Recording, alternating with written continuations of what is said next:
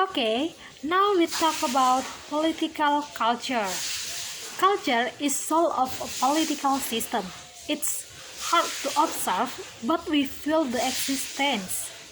Okay, political culture, such as the orientation pattern which serves to differentiate between different political practices in society, strongly influenced by historical experiences and differences in anthropology and socio-cultural preferences, orientation patterns such as values, beliefs, and traditions.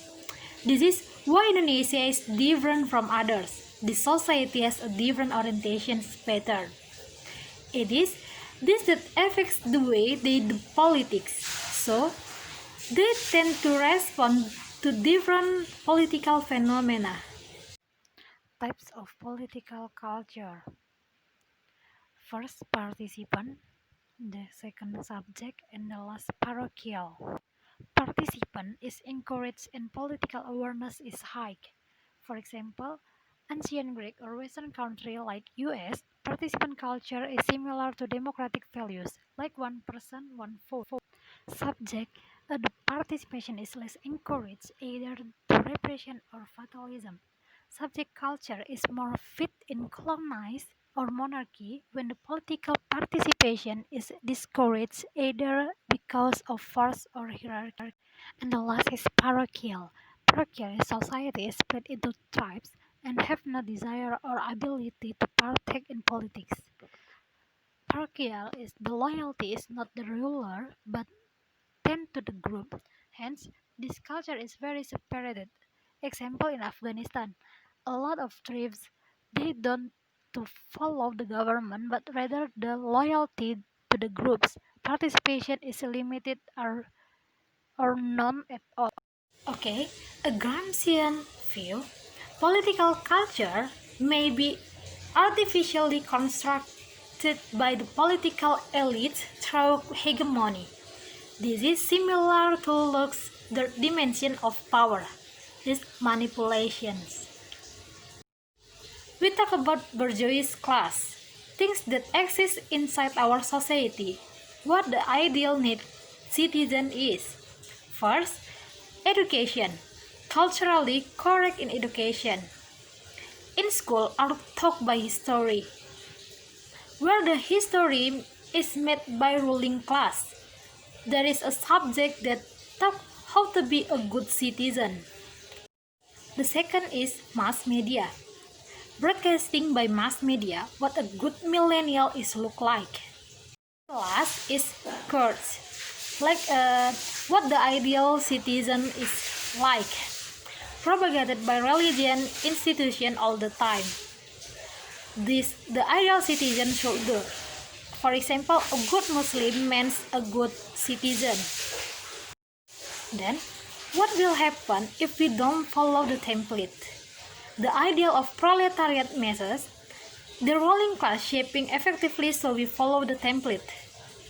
If we don't follow the template, has a court to punish you, then law enforcement to punish you legally if you don't follow the template, then civil society to judgmental indirectly has power to police us. Then, the process of hegemony is the process of accepting something that is dominant to the point that even we can't fight it. Culture is something made up for a specific purpose. Culture is something that very changes in society in time. Something is very dynamic. So, cons of using political cultures. Because by using political cultures as a method of analysis, it tends to encourage stereotyping and overgeneralization of the political process. There are also methodological problems, such as determining which cultural trait is more significant than others. So, how does political culture influence government? Political culture, regardless of how it is constructed, can shape expectations of citizens and the priorities of government. Liberal cultures tend to adopt more egalitarian system. Conservative cultures tend to adopt more hierarchical system. The example of the false interpretation in political culture.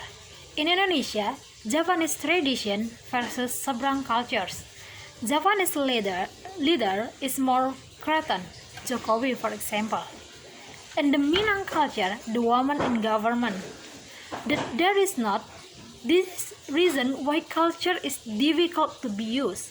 Simplifying is good, but every simplifying is not good. Political culture throughout time. When life is simple and shorter, prehistoric human society, the first hunter-gatherer societies. Societies were small and nomadic. Hunter bands were very communitarian. They would be more cooperative because the death of a member would be costly. Suspected that they were also as egalitarian. Each member of the band would view others as being more or less equal. And the second is the agricultural revolution. Because the founder of farming, the one who has more land or capital, will be the ruler, divided by class. Societies become larger and sedentary. They could grow their food without needing to hunt. Societies also become hierarchical. If you own the food, you will command more respect in society. This leads to the first inequality. Societies also become diversified. There will be people skilled in growing grain, fishing, husbandry, and accounting. The third is the appearance of the monarchies. People needed to protect their food sources from invaders. Monarchs or landlords would hire mercenaries or enlist armies to keep their land safe.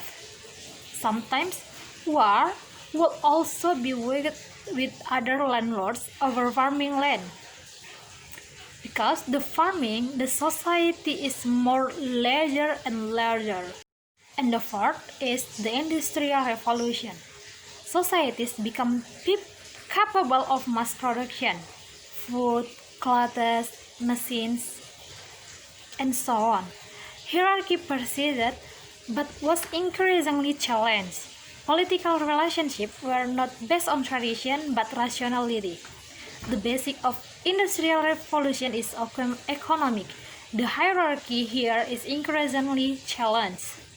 The fifth is the rise of nationalism. The old aristocracies were perceived as being corrupt.